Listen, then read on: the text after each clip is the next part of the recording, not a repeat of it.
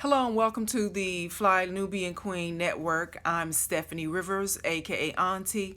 Come on in, kings and queens, as you get started. I want to share some great news with you. The what is that the murder charges against the crooked cop, Minneapolis police officer who put his knee in the neck of George Floyd and caused his death and murder. He is now, his charges have been upgraded from third-degree murder to second-degree murder and second-degree manslaughter. And also the three other police officers who were on the scene who did nothing to assist George Floyd, but did everything to make sure that Derek Chauvin, the primary police officer who has been charged, they did everything to assist him in the murder of Mr. Floyd. They now are charged with aiding and abetting second-degree murder and aiding and abetting manslaughter. And so it's on the news now, and you probably have seen it, but if you hadn't, that's the what. And why did that happen? Because the protesters made it happen. So here's what I want to do. I want to say thank you to the tens of thousands of people who took to the streets across the country, because whether people want to say your protesting was looting or your protesting was really rioting, whatever people want to call it, we know that had the protesters not taken the time to go out there and show solidarity, that they care about the state of America, that they care about the state of race relations in America, that they care about Black America, then this never would have happened. These charges against these crooked ass police officers never would have happened. So, although I don't condone violence, I want to say by any means necessary, the protesters went out and you got it done. And for that, I say thank you. So I'm going to turn that off in the back so you won't be distracted, because that's where, but it's not over. That is why there's steps to this thing. And so that's not over. That's just the first step. Making sure that when police officers brutalize the citizens and kill them, that they are held liable in a court of law, just like you or I would be held liable if we killed somebody. So that's the first step, and for that I want to say thank you. But it's kind of like now we have racist white people's attention, and the reason that your protesting made it happen is because when you got to know how to speak the enemy's language, okay? And again, this is Fly Nubian Queen TV, and if you want to be notified when we post new videos, text Queens to 31996, Queens to 31996. And we also have a lot of paraphernalia. I'm wearing my Melanin Masterpiece t-shirt. I always wear this when I do my columns and post videos. You can go to shopfnq.com. That's shopfnq, like Fly Nubian Queen. Shopfnq.com to get your paraphernalia. And so there's when you're talking, you got to know your audience, and when you're talking to people, you got to know what is it that that's gonna make them pay attention. And when you start messing with racist white people's money by breaking up property and showing out and breaking glass and starting fires and stuff, they're gonna listen. So because you did what you had to do, then now they're doing what they should have been doing all along, and they put these charges on these police officers. But that's just the first step. And again, a part of knowing your audience is knowing what is it that's going to get them to take it to take you seriously. For example, have you ever like just met somebody on the street or somebody you know and you said, "Hey, how you doing?" And you think they're just going to say, "Oh, I'm fine. Thanks for asking," and keep it moving. And they actually start going into why they're having such a shitty day. And you're like, "Wait a minute, I didn't ask for all this. Really, I didn't know you were going through all this." Well, Black people, this is our time, because if you've noticed, now companies are coming out, CEOs of companies are coming out, people who you wouldn't expect to come out and say the death of George Floyd is terrible. It's not something that we want. We don't think police officers should be doing that. You got police chiefs coming out against it. When people start coming out against coming out on behalf of our agenda, Black people, when they start asking you, what is it that you want from us, we got to be ready. Now, sure, some of these people who are coming out asking questions, excuse me, they really don't give a damn. They just know it's politically correct for them to ask and to join on the bandwagon. So we understand that. Just like sometimes you ask people, "How you doing?" and you really don't care. That's just civil that you ask, "How you doing?" But when we get the opportunity to be in front of people who make the laws, who are in charge of police officers, who can change laws and the statutes, and who employ people and have and are decision makers, we have to be ready with our collective talking points, because it's not about just me. It's not about just you. It's not about just George Floyd. It's about us, Black people in America. So now it's our time to tell them how it has been for us as a collective, Black people in America, to be subjected to police brutality, to an education system that doesn't teach our children, to a prison system that is just an extension of indentured servitude, that the way we're treated, that the redlining in our communities, that how everything, we need to write it out. So when they ask us, what is it that you want? If you work in customer service, people call and complain all the time, right? And then you say, "Okay, ma'am or sir, what can I do to make this right?" We got to be ready to tell them what we want to do to make it right. But before you do that, you got to know your audience and know, how do I approach them so that they see that it's not just, they're not giving us anything, that we're a part of this society. We are a productive part of this society, and this is what we are owed. And it's not just them giving away something that we are owed, although that should be plenty enough. But again, racist white people don't think like we think. You got to show them how it's in their best interest.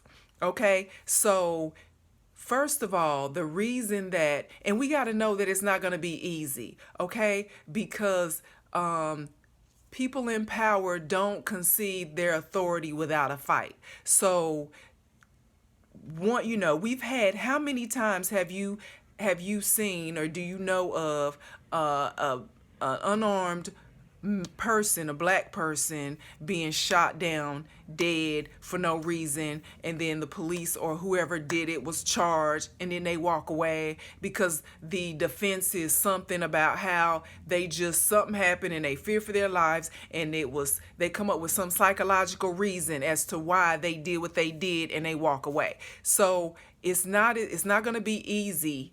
We're going to have a strategy, and the first point of strategy is knowing who your enemy is and how they think like they think. So the reason, in my unpsychologically professional opinion, because I'm not a psychologist, but I'm old enough to have observed some stuff in life, and here's what I it has meant to me and what I think would be beneficial for us to know going forward as a collective. And before I go on, you're watching Fly Nubian Queen TV. I'm Stephanie Rivers. And if you want to be notified when we go live, you should text 31996 to, you should text Queens to 31996. So, the 2020 election, the 2020 census, when it's all said and done, which is going to be about a year from now when they collect all the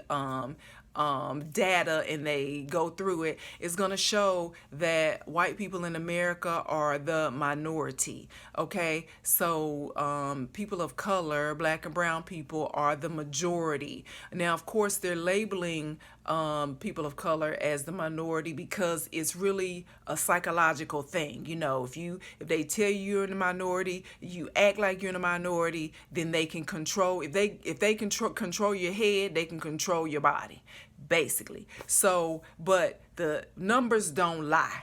Okay, so they're in the minority, and that is because they're dying out. They're getting older, and they're dying out. One, because of the birth rate of people of color is up, and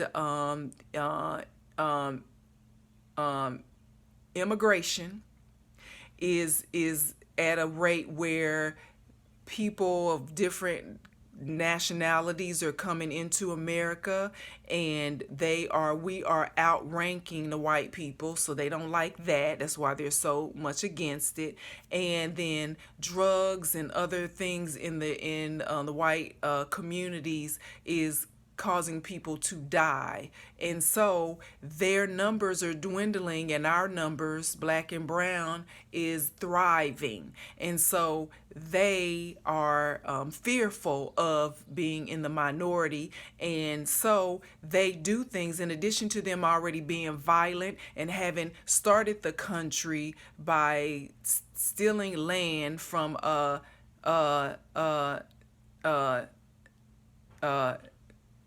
Native Americans, and from having slave labor to build the country, from just every part of America. The development of America has come on the backs of other people, and white people get the credit, basically. And so they have a violent nature and a violent tendency, and that's how they rule. And so the police and just the way they operate, especially against people of color, says it shows their fear and their anxiety of the inevitable. So you got to know from the beginning, when you start talking to racist white people, that this is what's in the back of their mind when you start talking about reparations, when you start talking about fairness and equitable pay, things like that. Because they realize, damn, we've been using these people for 500 years. And so for them to come up with another way of getting ahead, they rather try to kill us off than to be fair and equal. So knowing that, you have to understand where they're coming from and know that it's not going to be easy. But when if you are individually in front of someone who can make a difference, I would say we need to have some talking points, because, and here's one thing: don't waste your time trying to explain yourself. Don't waste your energy on trying to convince everybody on the street, or every man on the street, or every racist white person. Don't waste your time, because you will, tire yourself out. You'll exhaust your energy on the wrong type of people, and you still would not have gotten anywhere. We still would not have gotten anywhere. You want to make sure we're talking to the decision makers and start thinking like, because see, they've been making money off of us since the beginning of time. So we have to know that there has to be now some exchange for us being here, for our power, whether that's our voting power, our political power, our financial power, whatever it is, we have to make sure we as a collective are getting in return something of equal or greater value, or we're not going to stand for it anymore. And so I have here are a few things that I have come up with. And I know some of you are like, well, that's what affirmative action was supposed to be. Affirmative action was a federal program that was supposed to provide fair job hiring, fair grants, and fairness in the distribution of the wealth and opportunity in the United States. And what happened was, in theory, it's really great. The jurist law is great, but it's the de facto law, de facto practice that makes everything that we have to look at. And when I say the jurist, that's what's the written law. De facto is what actually takes place. So what actually took place in the affirmative action policies is that what was meant to benefit African Americans, or ADOS, African descendants of slaves in America, then started to be misused by other people, other sectors that consider themselves to be minorities, and because of the way the law was written, they were able to get the money, get the programs, get the advantage. Like, a white woman could say she is a minority when it comes to business ownership. So then we know the white woman, most white women are just stand-ins for their white men. Well, the white men were the ones that we're trying to get the stuff from to begin with. Well, so now she comes up, and now she claims to be a protected group. Then you got certain people coming in from other countries, and now they're part of the affirmative action protected group. So then they get a part of the money. So you got all these people coming in who weren't intended to be a part of the affirmative action protection plan, who then get a disbursement of funds that were supposed to be for us. Then you have the certain communities. So I'm saying that to say, when we're talking to people, you got to know some people are going to agree with you, but then they're going to go back and rewrite the law that really the big picture is, yeah, we gave y'all something back, but the distinct details of the law give us nothing. And so that's why we have to start demanding a quid pro quo. And I know that was introduced to us in a negative way when President Trump was accused of asking the president of another country to do something for him in exchange for some other mess that I can't even remember. He done so much bullshit. But at any rate, what we have to do is we have to take these ways that people do business, and we have to make it work for us. We got to be, if you want our vote in 2020, whoever it is, this is what Black people in America expect you to do, and we're not waiting on a promise. We want you to start working on it right now. We want it to be worked. We want the committees to start working right now. So I've come up with a list of things. Here's what I say that I think we should work on. Because people will take your programs and hijack them. So I think the first thing that we want in exchange in addition to the conversation of better policing and better holding police more accountable for their actions against the citizenry, I think we need to talk about reparations. We need to come up with, this is what we want, because see, they're giving reparations to Native Americans. They're giving reparations to Japanese. They're giving reparations to other groups who have come in, and they've staked their claim. They've stated their reason for getting money returned to their group of protected people. And so I don't see, white people, something else they understand is a precedence.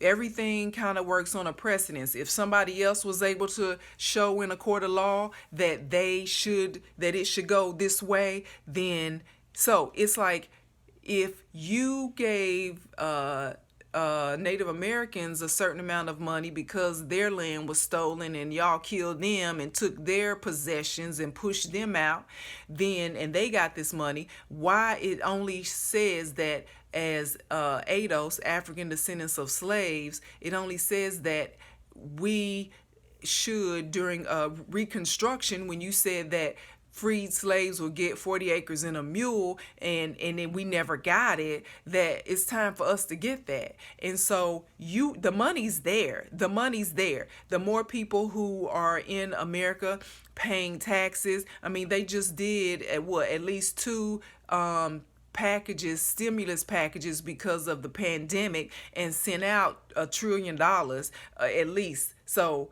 the money's there for you to seriously put a figure on it and give us the reparations that we deserve. And so we need to collectively start coming up with a number and a plan and talking to the right people. Reparations is one. Two, we would like, here's what I'm saying. What did I say down here? I know, here's one thing. In case, I think her name is Amy Cooper, the lady in the park in New York City who called the police on Christian Cooper, the black man, because he asked her to leash her dog, and she was mad and frustrated, and he caught her on videotape saying, I'm gonna call the police and tell them that you're harassing me, when clearly he was not harassing her. See, that's another thing. Amy Cooper, we ain't forgot about you. I know it's a lot going on, but we ain't forgot about you. So here's what I think should happen. I think in every state, or they can make it a federal law, but I think every state should do this as well. Start with New York City, New York, because that's where she was. Every state should have a law saying that people who call 911 and make bogus calls to 911 should be fined and or jailed. So it could go something like this. When you call 911, it's supposed to be an emergency. But because so many people have used it and misused 911, the 911 system, now when you call 911, there should be something like a 10-second delay where you hear a voicemail, some type of voicemail that says, you've called 911. If it should be for an emergency purpose, but if we find out that you are erroneously calling 911 for something that you know is not true, then you could be fined and or jailed.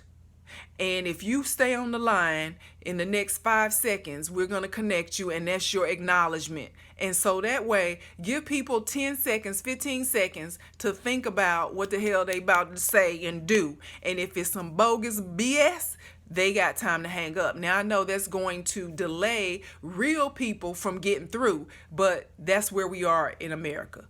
Okay, the light is on me. I'm going to turn it a little bit. Still not going to change it. But anyway, I'm almost finished. Again, you're watching the Fly Nubian Queen TV. I'm Stephanie Rivers, and I'm talking to the kings and queens who...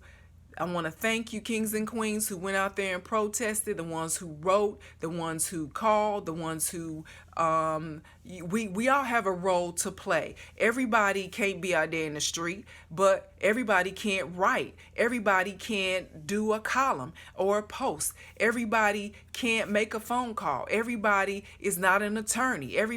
So everybody has a role to play in this thing called life, in this being black in America. So when we have the ear of white people who are asking us, what can we do? And we are with you, and we need to have a collective collective statement. So I think the collective statement should be, we want reparations, and we need to put a figure on it, a number on it, and a timeline on it. Okay, and we need a 911 statute in every state that keeps people from making bogus ass 911 calls. That's two. And then I had another point that I had written down. Oh, okay. And the third one would be I was talking about affirmative action. We need programs for us that are run by us. Okay? So, FUBU. We need programs that are for us, for black people in America, that are run by us, by black people in America. So we can ensure that when programs are set up on our behalf, on the behalf of African descendants of slaves, that somebody else doesn't come in and usurp the money. So if I'm running the program that's set aside for African descendants of slaves, black Americans, African Americans, whatever we want to call it, I'm not going to let Becky come in and tell me how she is supposed to get some of the money that's set aside for us. I'm not going to do that. So we need to have more programs, a set aside program for us that's by us and that's for us. So those would be my 3 points. And let's see. Of course, we want more, I'm trying to read my own writing. Of course, we want more accountability from the law enforcement in America. And everybody keeps saying, oh, they need to be retrained. Some of this stuff, most of this stuff, 99% of this stuff is just civil common sense. And if you are that scared, if you are that uncivilized, then you don't need to be in that field. You don't need to be a police officer. You need to be hauling trash or something. No offense to trash folk, but some stuff is just you shouldn't do if you don't have the compassion and mental capacity to understand that some stuff is wrong, like putting your knee in the neck of somebody face down. If y'all ain't wrestling, I mean, even if you were wrestling, you wouldn't hold somebody down for 8.5 minutes. That's just common sense. It's an airway here. You took health biology. You know that's how they breathe. Like, why do you need to be trained for that? At any rate, I just want to pass that on.